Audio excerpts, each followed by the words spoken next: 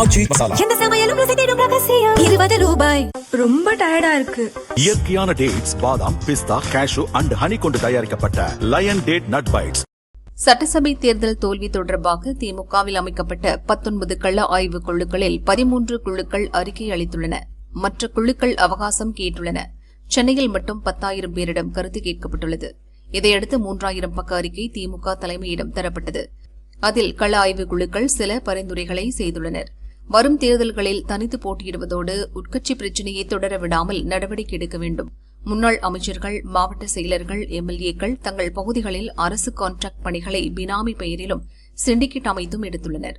அவர்கள் யார் என்பதை பட்டியலிட்டுள்ளோம். அவர்கள் மீது நடவடிக்கை எடுக்க வேண்டும்.